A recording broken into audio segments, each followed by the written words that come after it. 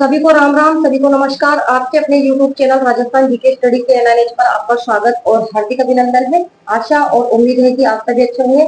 और यहाँ पर आज का जो हमारा टॉपिक रहने वाला है राजस्थान जीके में भूगोल। ठीक है, यहाँ पर भूगोल के महत्वपूर्ण क्वेश्चन सॉल्व करने वाले हैं। एग्जाम की दृष्टि से ये जो क्वेश्चन है आपके लिए वेरी वेरी मोस्ट इंपोर्टेंट रहने वाले हैं, चाहे आप किसी भी कंपटीशन एग्जाम की तैयारी कर रहे हैं।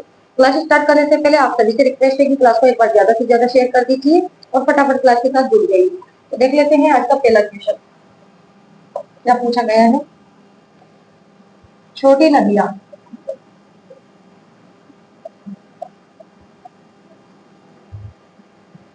जब बड़ी नदियों में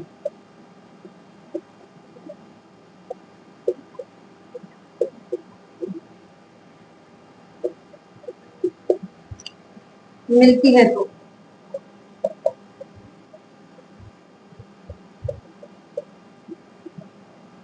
उसे क्या कहते हैं? उसे क्या कहते हैं? ऑप्शन डेल्टा या फिर लहरें। सी ऑप्शन में आपको दिया गया है झील।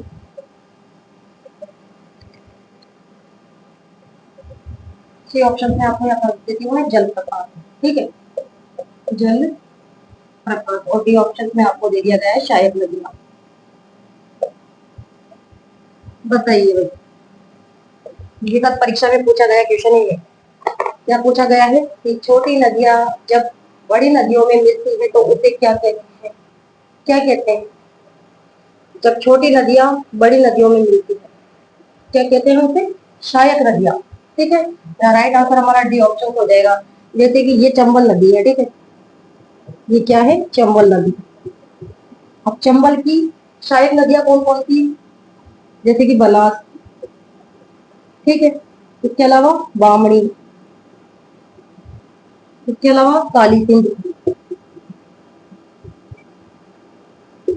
इसके अलावा पार्वती या फिर मेज या फिर सीप। ठीक है, ये नदियां किसमें मिलती है? चंबल नदी में मिलती है। तो ये नदियां किसकी सहायक नदियां कहलाती है? चंबल की सहायक नदियां। ठीक है, यानी जब बड़ी नदी में छोटी नदियां मिलती है तो उसे क्या कहते हैं? सहायक नदियां। ठीक है, चंबल की सहायक नदियां कौन कौन सी? जैसे बनास हो गई या फिर बामणी हो गई या फिर काली सिंध हो गई, पार्वती हो गई, मेज हो गई, सीप हो गई। ये जो छोटी नदियां है चंबल नदी में मिल रही है, तो चंबल की क्या है? ये सहायक नदियां। ठीक है, ये क्या है? सारी सहायक नदियां, सहायक नदियां। ठीक है, तो हमारा राइट आंसर क्या हो जाएगा? D option. समझ में आया कि जब बड़ी नदी में कोई छोटी नदी मिलती है तो उसे कहते हैं सहायक नदियां। ठीक है, क्वेश्चन नंबर 2 देख लेते हैं।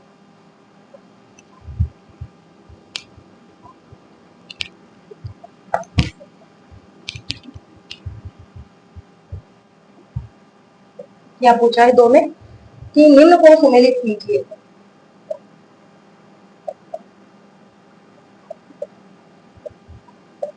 निम्न को सुमेलित कीजिए। ओपेन के जलवायु प्रदेश, ओपेन के जलवायु प्रदेश सुमेलित करना है आपको। यहाँ पर ऑप्शन दे दिए गए आपको। यहाँ पर बांसवाड़ा, बी ऑप्शन में आपको दिया गया है गंगानगर, सी ऑप्शन में आपको दिया गया है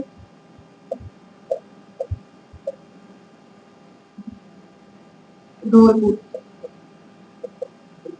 और बी ऑप्शन में आपको यहाँ दे दिया गया है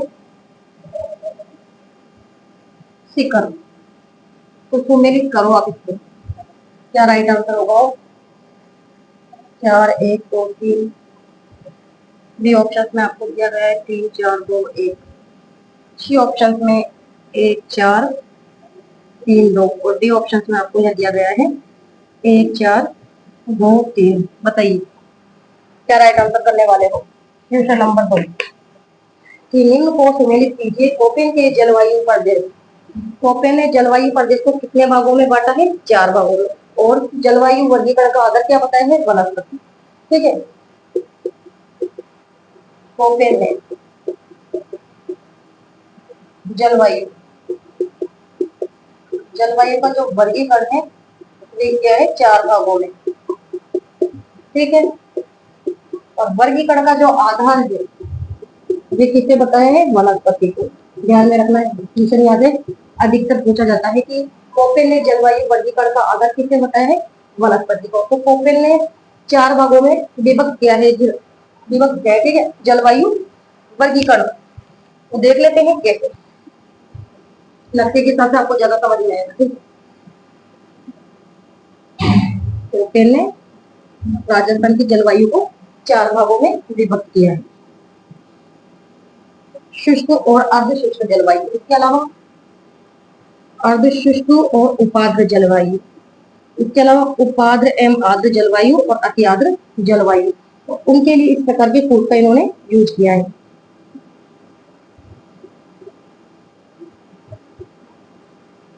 ठीक है, अब देख लीजिए, आप सम्मिलित कर दो उसको जल्दी से, फटाफट सम्मिलित कीजिए फटाफट।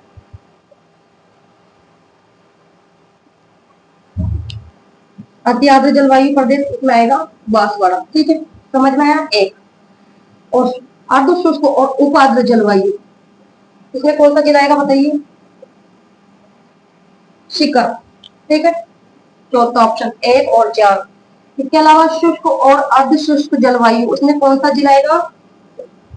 श्री गंगानगर। ठीक है, और उप आर्द्र और आर्द्र जलवायु के लिए धौलपुर, इसमें ये जिला आएगा। ठीक है, तो कौन सा ऑप्शन राइट होगा हमारा? D option. समझ में आ गया? ठीक है, यहाँ पर दे रखा है कि अति आर्द्र जलवायु प्रदेश वाला जिला सिंपल सी बात है बांसवाड़ा है। ठीक है, और अर्ध शुष्क और उप आर्द्र जलवायु प्रदेश में आता है शिकर। यहाँ पर लिख देती हूँ मैं। ठीक है, शुष्क और अर्ध शुष्क जलवायु, इसके लिए तो इस प्रकार के कोड का इन्होंने यूज किया है। ठीक है, समझ में आया? इसके अलावा अर्ध शुष्क और उपाद्र, इसके लिए इस प्रकार का कोड का यूज किया है। और उपाद्र और आर्द्र जलवायु प्रदेश के लिए इस प्रकार के कोड का यूज किया है। और पोपे ने अति आर्द्र जलवायु प्रदेश के लिए इस प्रकार के कोड का यूज किया है। और शुष्क और अर्ध शुष्क जलवायु प्रदेश में कौन कौन से जिले आते हैं? जैसे श्रीगंगानगर, हनुमानगढ़, चूरू, जैसलमेर, बीकानेर, इसके अलावा फलौदी। ठीक है, अर्ध शुष्क जो जलवायु प्रदेश है इसमें आते हैं बाड़मेर, बालोतरा, सीकर, झुंझुनू, नागौर।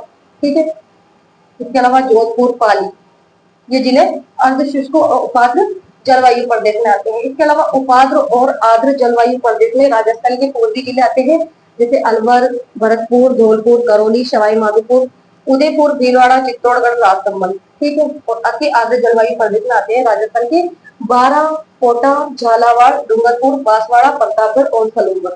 ठीक है, तो यहाँ राइट आंसर क्या हो जाएगा हमारा? D option. नेक्स्ट क्वेश्चन देख लेते हैं, आपको याद भी होना चाहिए। ठीक है, पोपे ने राजस्थान की जलवायु को किस प्रकार से विभक्त किया है? 4 भागों में। क्वेश्चन नंबर 3 पूछा गया कि राजस्थान की रेतीले मैदान,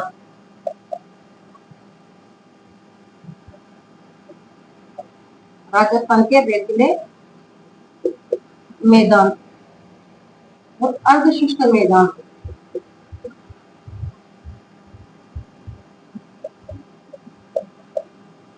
और अर्ध शुष्क मैदान की समवर्षा रेखा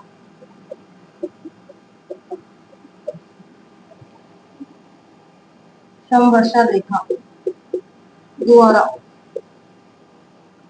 पृथक किए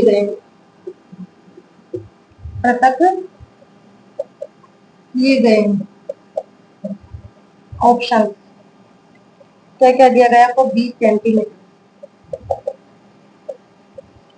बी ऑप्शन में 25 सेंटीमीटर, सी ऑप्शन में आपको 30 सेंटीमीटर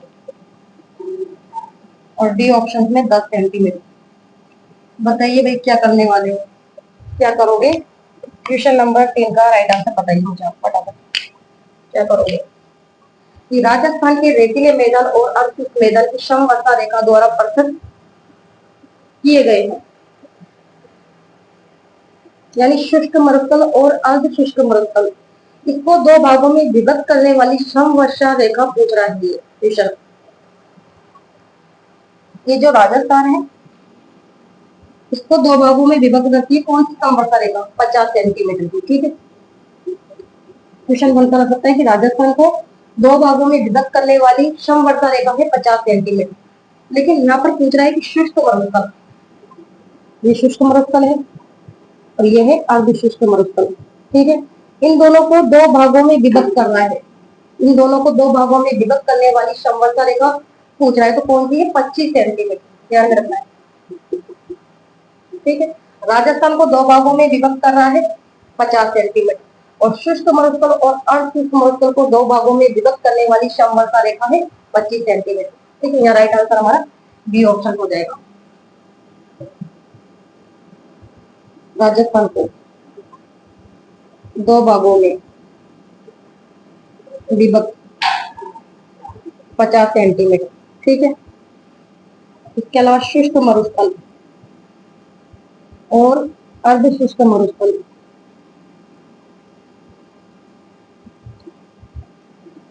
अर्ध शुष्क मरुस्थल को दो भागों में विभक्त कर रही है कौन सी समवर्षा रेखा? 25 सेंटीमीटर, ये ध्यान में रखना है आपको। ठीक है, यहाँ right answer B option. Next question देख लेते हैं।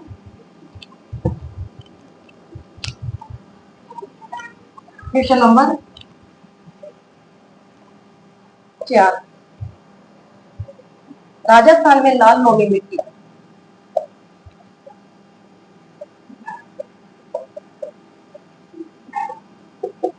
राजस्थान में लाल लोमी मिट्टी पाई जाती है। यहाँ पर आपको जिलों के नाम दे दिए गए हैं, सिरोही, पाली, उदयपुर, और डी ऑप्शन में आपको दिया गया है जालोर। बताइए भाई क्या करने वाले हो? क्वेश्चन नंबर 4, क्या करोगे इसमें राइट आंसर फटाफट बताइए। कि राजस्थान में लाल लोमी मिट्टी पाई जाती है, आप सभी जानते हैं जो लाल लोमी मिट्टी है राजस्थान के दक्षिणी क्षेत्र में पाई जाती है, राजस्थान के दक्षिणी क्षेत्र में।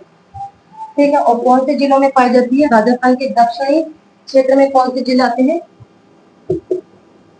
बांसवाड़ा, डूंगरपुर और ये उदयपुर, इन जिलों में पाई जाती है लाल लोमी मिट्टी। तो हमारा राइट आंसर यहाँ सी ऑप्शन हो जाएगा, लाल लोमी मिट्टी राजस्थान के दक्षिणी क्षेत्र में। लेकिन क्वेश्चन बनकर आ जाए कि लाल और काली मिट्टी ये राजस्थान के कौन से जिलों में पाई जाती है? बताइए। भीलवाड़ा, चित्तौड़गढ़ और प्रतापगढ़,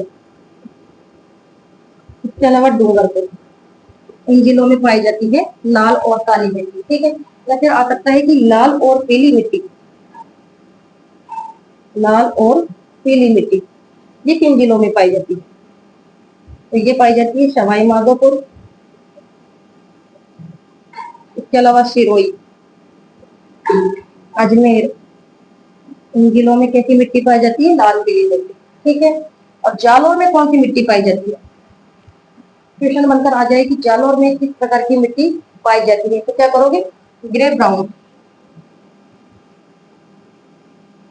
ग्रे ब्राउन जलोढ़ मिट्टी। ठीक है, इसके अलावा पाली में भूरी पीली मिट्टी, भूरी पीली मिट्टी। ठीक है, एग्जाम की दृष्टि से ये टॉपिक आपके लिए काफी इंपॉर्टेंट रहने वाला है। ठीक है, मिट्टी से संबंधित क्वेश्चन जरूर पूछा जाएगा एग्जाम में कि राजस्थान में लाल लोमी मिट्टी पाई जाती है राजस्थान के दक्षिणी क्षेत्र में कौन कौन से जिलों में? उदयपुर, डूंगरपुर और बांसवाड़ा में। ठीक है, इसके अलावा लाल और काली मिट्टी पाई जाती है, तो ये पाई जाती है भीलवाड़ा, चित्तौड़गढ़, प्रतापगढ़ और डूंगरपुर जिले में। या फिर लाल और पीली मिट्टी पाई जाती है सवाई माधोपुर, सिरोही, अजमेर में। ठीक है, या फिर भूरी पीली मिट्टी पाई जाती है तो पाली है, और जालौर में ग्रे ब्राउन जलोढ़ मृदा। ठीक है, यहाँ राइट आंसर हमारा सी ऑप्शन।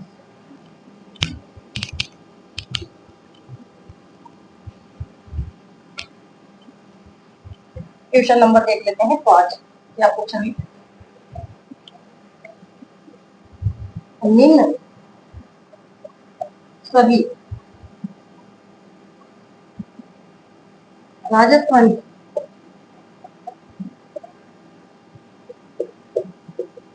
रवि की तिलक नदी सिवाय ऑप्शन कोरिया सरसों,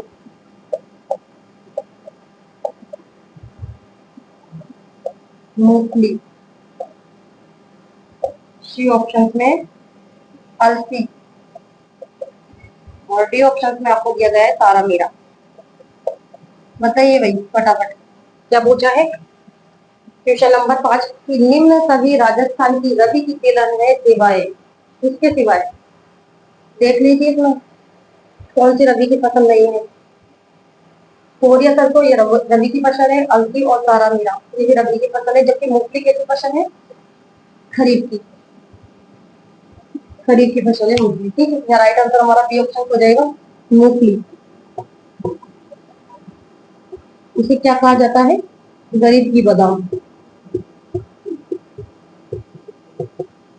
गरीब की बादाम कहा जाता है मूंगफली को। ठीक है, और मूंगफली के उत्पादन में राजस्थान का कौन सा स्थान, राजस्थान का स्थान कौन सा है, दूसरा, और प्रथम स्थान कौन से राज्य का मूंगफली उत्पादन में, गुजरात का।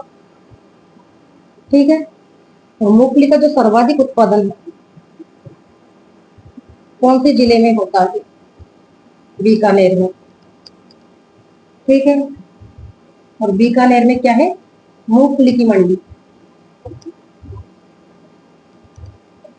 ठीक है, तो मूंगफली को क्या कहा जाता है, गरीब की बादाम भी कहा जाता है, और मूंगफली के उत्पादन में राजस्थान का दूसरा स्थान है, गुजरात का प्रथम स्थान। ठीक है, और मूंगफली का सर्वाधिक उत्पादन करने वाला जिला है बीकानेर, और बीकानेर में ही मूंगफली की मंडी स्थित है। राइट आंसर यहाँ बी ऑप्शन हो जाएगा। कैसी फसल है, खरीफ की। क्वेश्चन नंबर देखते हैं 6। आप सभी से रिक्वेस्ट है कि क्लास को एक बार फटाफट ज्यादा से ज्यादा शेयर कर दीजिए और क्लास के साथ जुड़ जाइए। नेक्स्ट क्वेश्चन देख लेते हैं। केंद्रीय शुष्क बागवानी, केंद्रीय शुष्क बागवानी संस्थान, ऑप्शन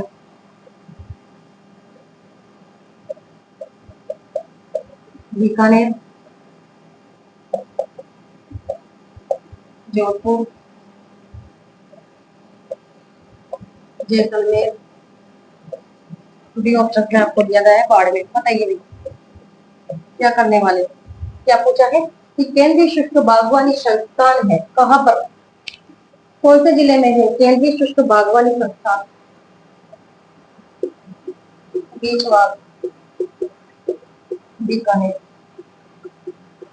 ठीक है, इसकी जो स्थापना है ये कब की गई थी, 1993।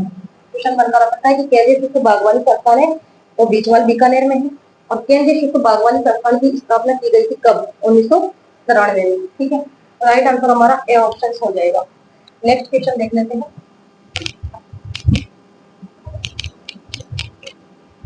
Question number 7।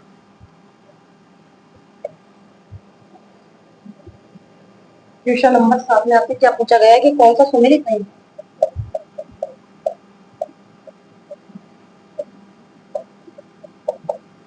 कौन सा सुमेलित नहीं। ऑप्शन में आपको क्या दिया गया है, शेरगढ़, बोली, बी ऑप्शन में आपको दिया गया है बस्ती,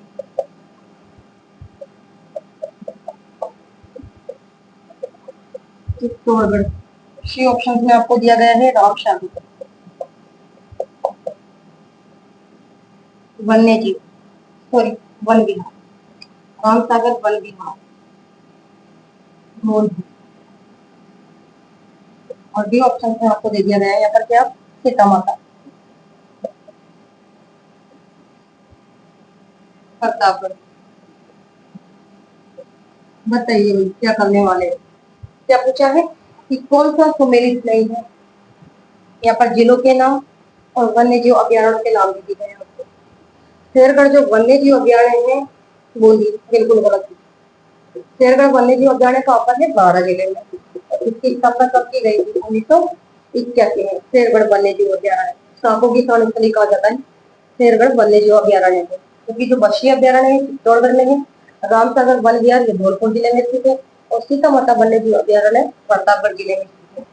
तो यहाँ राइट आंसर हमारा क्या हो जाएगा, ए ऑप्शन। पूछा गया है कि कौन सा सुमेलित नहीं है, ठीक है। तो शेरगढ़ जो वन्य जीव अभ्यारण्य कहाँ पर है, 12 जिले में। नेक्स्ट क्वेश्चन देख लेते हैं।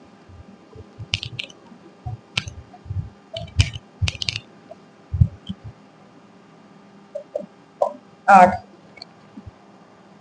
राजस्थान में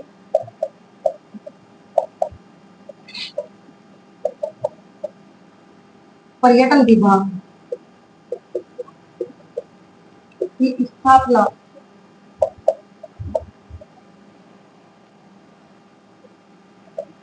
हुई थी। ऑप्शन 1954, 1952, 1956 या 1958। बताइए भाई, राजस्थान में पर्यटन विभाग की स्थापना हुई थी, कब हुई थी पर्यटन विभाग की स्थापना।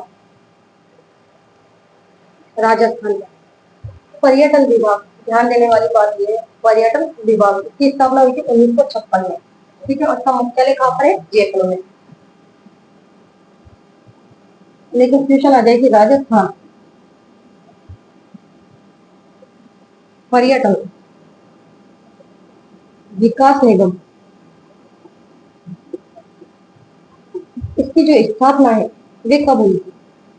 कि राजस्थान पर्यटन विकास निगम की स्थापना कब हुई थी, 1978 में, ठीक है।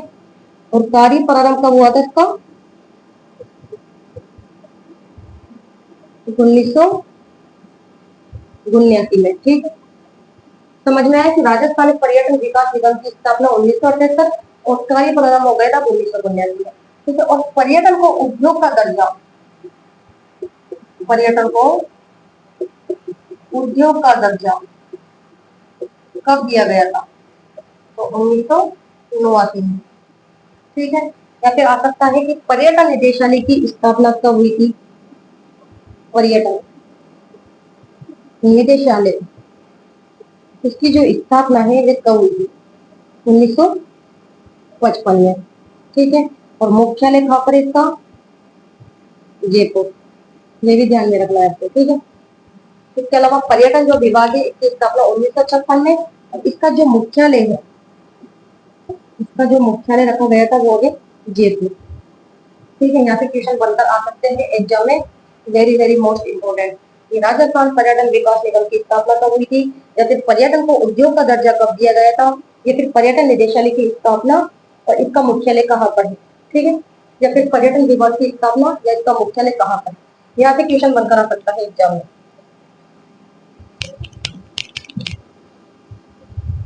नेक्स्ट क्वेश्चन देख लेते हैं, क्वेश्चन नंबर 9। क्या पूछा है भाई, राजस्थान में प्रथम सूती वस्त्र मिल,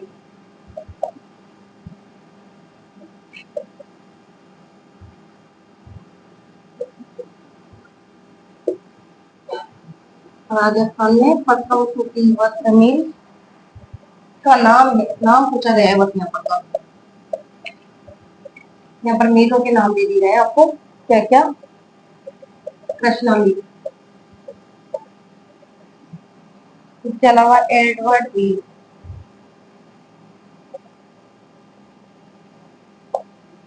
सी ऑप्शन में विजय कॉटन मिल,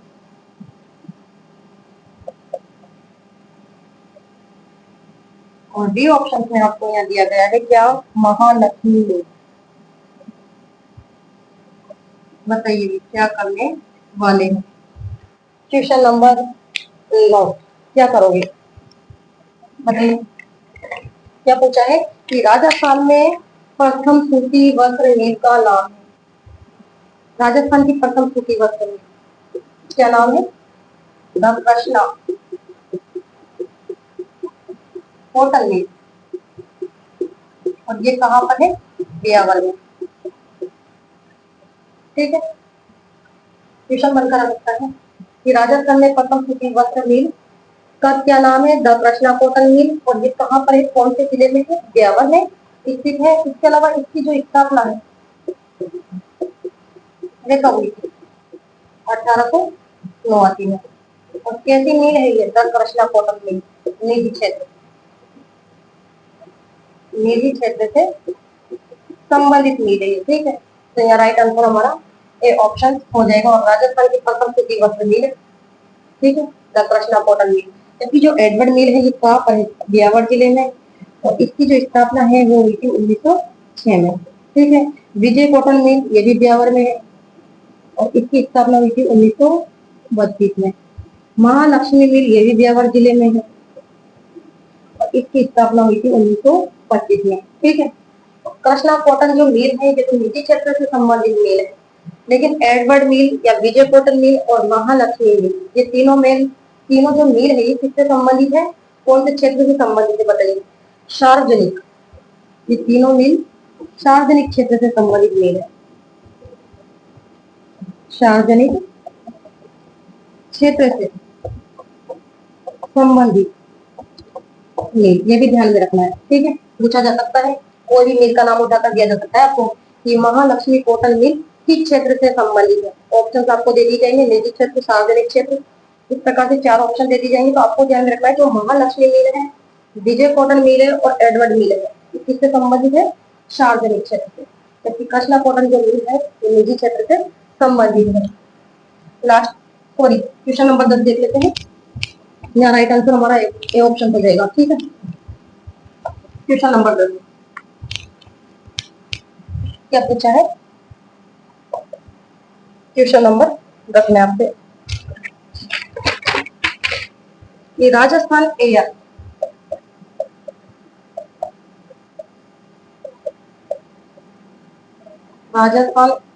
कार्गो कॉम्प्लेक्स ठीक है स्थित है।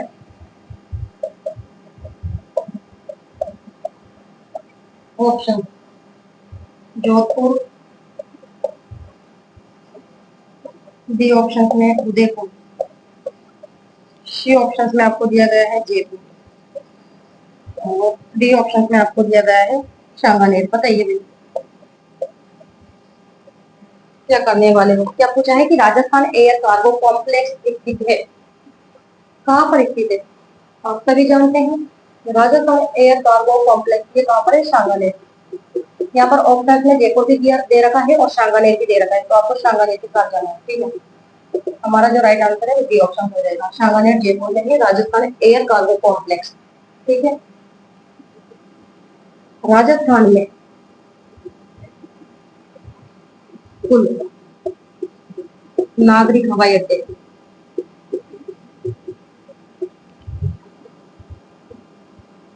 बताइए। क्वेश्चन बनकर आ जाए कि राजस्थान में कुल नागरिक हवाई अड्डे हैं कितने? 5। अब बताइए पांचों के नाम कौन कौन से हैं? एक तो है सांगानेर हवाई अड्डा, ठीक है। दूसरा कौन सा है? महाराणा प्रताप हवाई अड्डा। तीसरा है कोटा हवाई अड्डा। चौथा है रातानाड़ा हवाई अड्डा, ठीक है। और पांचवा है किशनगढ़ हवाई अड्डा। यहाँ से क्वेश्चन बनकर आ सकता है कि राजस्थान में कुल नागरिक हवाई अड्डों की संख्या है 5।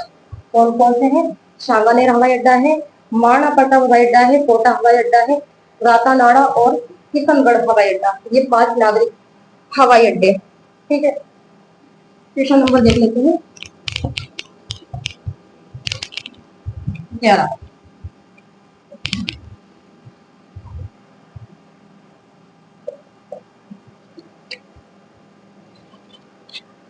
राजस्थान के किस जिले में?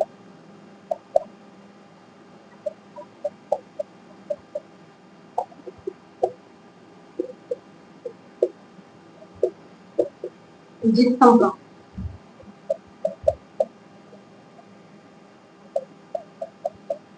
सर्वाधिक उत्पादन होता है? ऑप्शन अजमेर, बाड़मेर, बीकानेर, कोटा। बताइए भाई कहाँ पर? क्या पूछा है कि राजस्थान के किस जिले में जिप्सम का सर्वाधिक उत्पादन होता है? कौन से जिले में जिप्सम का सर्वाधिक उत्पादन होता है? जिप्सम, इसके जो उत्पादन में कौन से जिले अग्रणी है? एक तो है बीकानेर और दूसरा जिला है नागौर। जिप्सम का सर्वाधिक उत्पादन करने वाले जिले हैं बीकानेर और नागौर। ठीक है, राइट आंसर यहाँ पर सी ऑप्शन हो जाएगा। और जिप्सम की सबसे बड़ी खान, क्वेश्चन बनकर आ सकता है कि जिप्सम की सबसे बड़ी खान कौन सी है? तो वो है जामसर, बीकानेर। ठीक है, आ सकता है कि जिप्सम के उत्पादन में राजस्थान का स्थान, राजस्थान का कौन सा स्थान है जिप्सम के उत्पादन में? तो प्रथम, ध्यान में रखना है। जिप्सम के उत्पादन में राजस्थान का कौन सा स्थान है? प्रथम स्थान। यह right answer C option. Next question,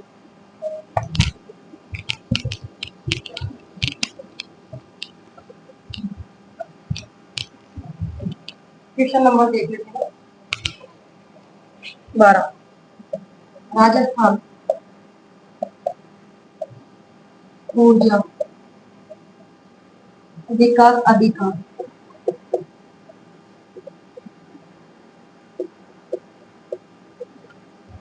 की स्थापना हुई?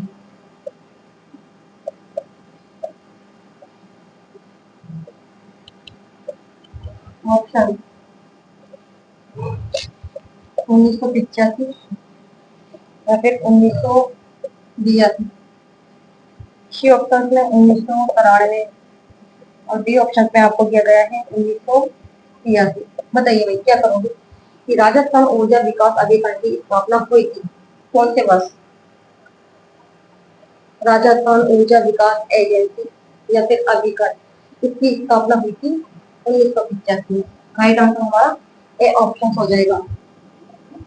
राजस्थान अक्षय ऊर्जा निगम, इसकी जो स्थापना है वे कब हुई थी बताइए? 2002 में। और मुख्यालय कौन सा है? जयपुर। ठीक है, कि राजस्थान ऊर्जा विकास अधिकरण या फिर एजेंसी की स्थापना हुई कब? 1985 में। और राजस्थान अक्षय ऊर्जा निगम आपसे पूछ दिया जाए कि इसकी स्थापना कब हुई थी? तो 2002 में और इसका मुख्यालय है जयपुर। नेक्स्ट क्वेश्चन देखते हैं,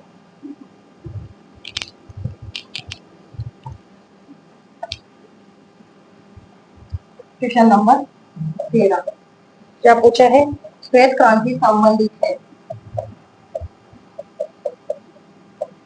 श्वेत क्रांति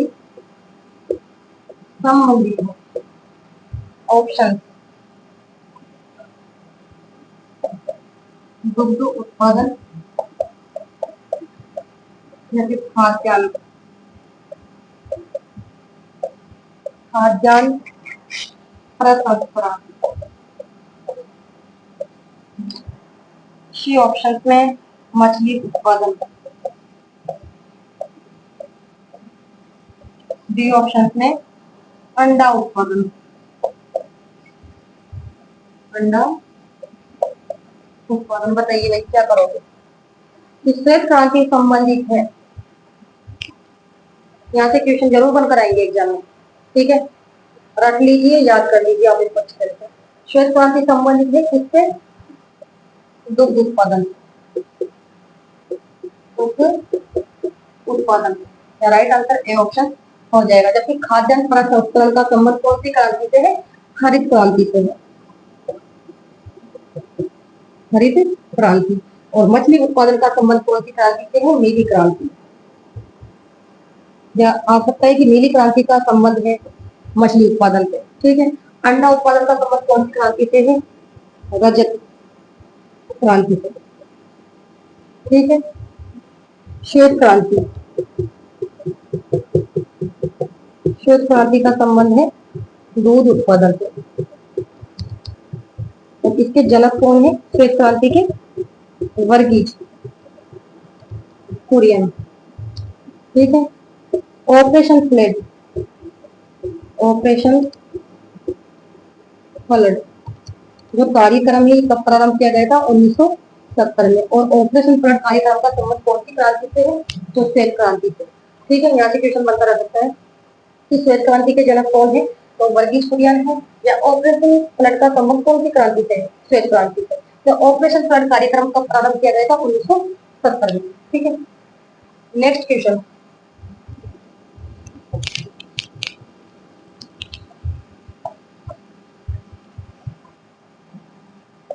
क्वेश्चन नंबर देख लेते हैं 14।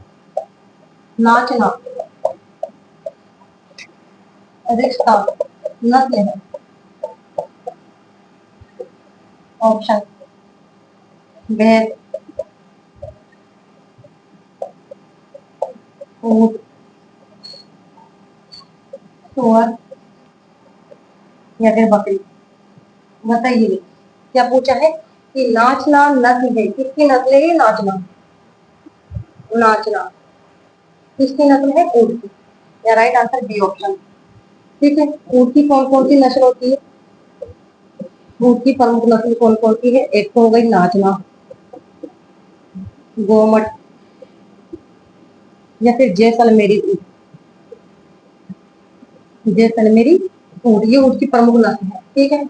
और ऊंट है जो सर्वाधिक कौन से जिले में पाए जाते हैं? ऊंट सर्वाधिक कौन से जिले में पाए जाते हैं? जैसलमेर में। ये भी ध्यान रखना है। ठीक है। या फिर ऊंट है जो कि न्यूनतम कौन से जिले में पाए जाते हैं? प्रतापगढ़। ठीक है। क्वेश्चन बनकर आ सकता है यहाँ।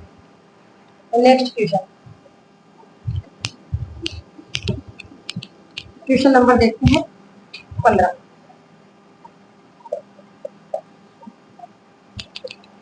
राजस्थान में 2001 सॉरी 2011 राजस्थान में 2011 में भारत की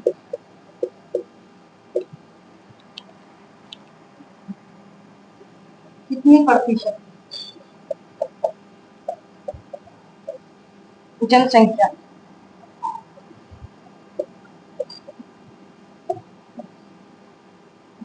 थी? ऑप्शन 5.55%। बी ऑप्शन में आपको दिया गया है 5.66%। सी ऑप्शन में 10.41%।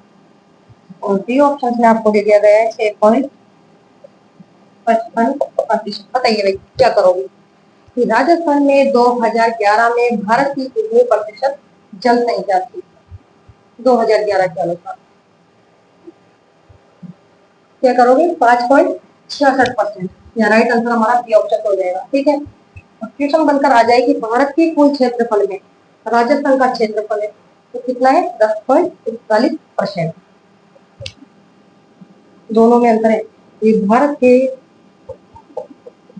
कुल क्षेत्रफल में राजस्थान का प्रतिशत तो वो है 10.41%। लेकिन यहाँ पूछा गया है कि राजस्थान में 2011 में भारत की कितनी प्रतिशत जनसंख्या थी? तो वो है 5.66%। ठीक है। राइट आंसर हमारा यहाँ होगा बी ऑप्शन। नेक्स्ट क्वेश्चन देख लेते हैं। यानी भारत की कुल जनसंख्या में राजस्थान की जनसंख्या पूछी गई है आपने। Question number 16। भारतमाला परियोजना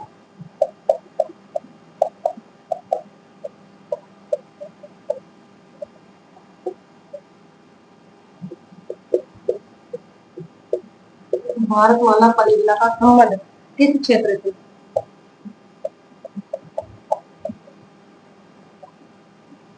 ऑप्शन समुद्री सुरक्षा, आदिवासी विकास,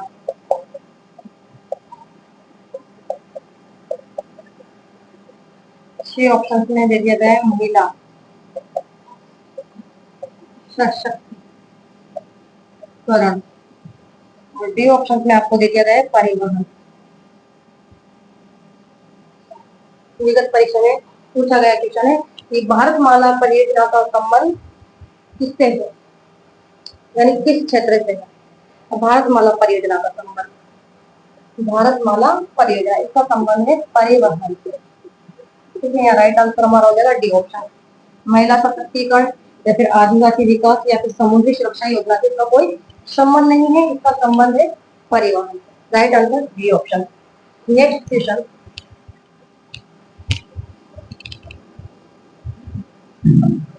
क्वेश्चन नंबर 17 पूछा गया किस वर्ष में, इस वर्ष में बास्केटबॉल बास्केटबॉल तो राजस्थान,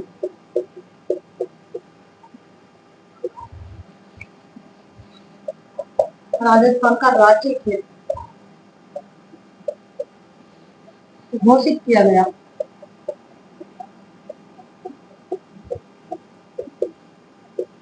ऑप्शन 1984, 1948, 1958,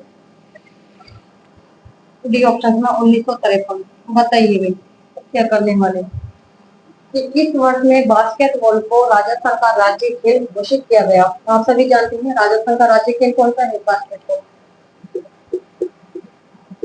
राज्य खेल वो है बास्केटबॉल। ये बास्केट जो बॉल है इसमें कुल कितने खिलाड़ी होते हैं, क्वेश्चन बनता रहता है। कुल खिलाड़ियों की संख्या कितने होते हैं, 5। और राजस्थान का जो राज्य खेल बास्केटबॉल है इसकी जो स्थापना है या इसको मान्यता है कब दे दी गई थी, 1948 में। हमारा जो राइट आंसर है बी ऑप्शन हो जाएगा। यहाँ पे यही पूछा गया है कि किस वर्ष में बास्केटबॉल को राजस्थान का राज्य खेल घोषित किया गया था, सन 1948 में। ठीक है, right answer B option. Next question,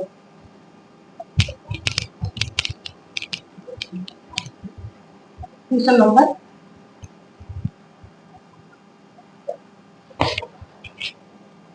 18 पूछा गया है कि राष्ट्रीय आयुर्वेद संस्थान, ऑप्शन जैसलमेर, बांसवाड़ा, जयपुर या फिर जोधपुर। बताइए क्या करोगे कि राष्ट्रीय आयुर्वेद संस्थान है कौन से जिले में है, ये राष्ट्रीय आयुर्वेद संस्थान, very very most important question, Jaipur. Right answer हमारा सी ऑप्शन हो जाएगा। जोधपुर में तो कौन सा संस्थान है, काजरी और आखिरी अनुसंधान, ये जोधपुर में स्थित है। बांसवाड़ा में आप सभी जानते हैं मक्का अनुसंधान केंद्र है, मक्का अनुसंधान केंद्र। ठीक है, और जैसलमेर में चारा बीज उत्पादन फार्म, क्वेश्चन बनकर सकता है कि चारा बीज उत्पादन फार्म कौन से जिले में, तो जैसलमेर में। ठीक है, यहाँ पे क्वेश्चन बनकर आ सकता है जरूर। क्वेश्चन नंबर 19,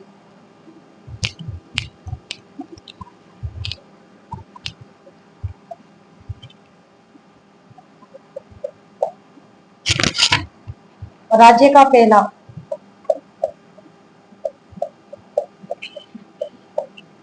राज्य का पहला कृषि विश्वविद्यालय,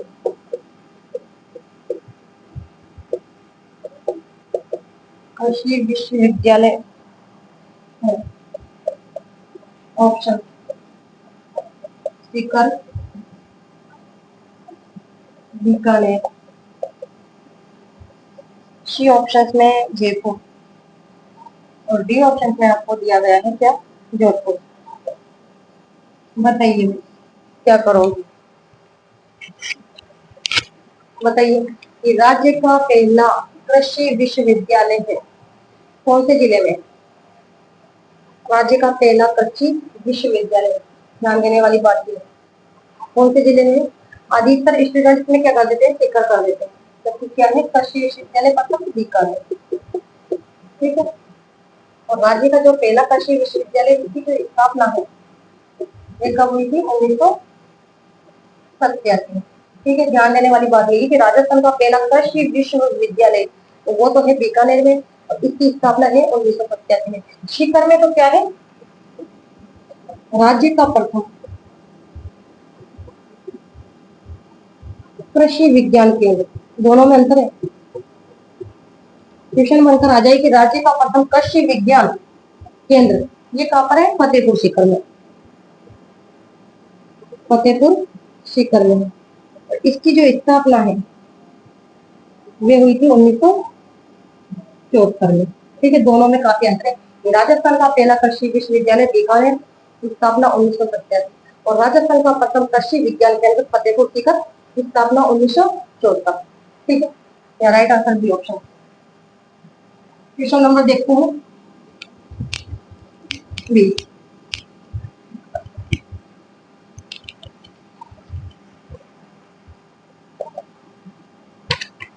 राजस्थान का दक्षिणतम बिंदु,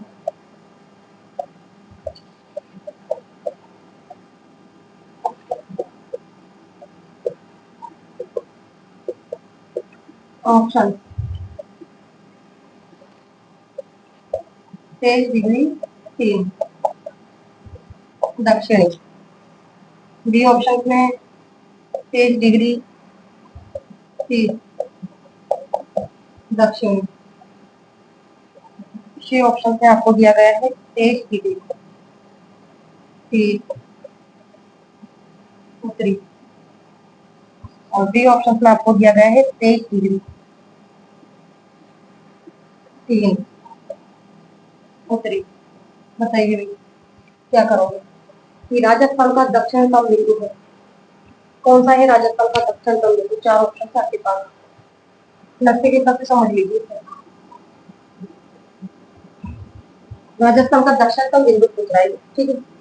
ये उत्तर दिशा है, दक्षिण, पूर्व और पश्चिम दिशा। तो राजस्थान का जो दक्षिणतम उत्तरी अक्षांश है वो कितना है, 23°03 उत्तरी अक्षांश से 30°12 उत्तरी अक्षांश, ठीक है। और पूर्वी जो देशांतर है वो कितना है, 69°30 से पूर्वी देशांतर से 78°17 पूर्वी देशांतर। तो यहाँ पर क्या पूछा गया है कि राजस्थान का दक्षिणतम बिंदु है कितना, 23°03 उत्तरी। यह राइट आंसर हमारा डी ऑप्शन हो जाएगा, क्योंकि यहाँ पर तो क्या दे रहा था 23°3, इस वजह से गलत हो गया। क्योंकि राजस्थान का जो दक्षिणतम अक्षांश है वो कितना है, 23°03 उत्तरी अक्षांश से 30°12 उत्तरी अक्षांश और देशांतर है 69°30 से 78°17 पूर्वी देशांतर, ठीक है। तो ये थे आज के महत्वपूर्ण क्वेश्चन, ठीक है।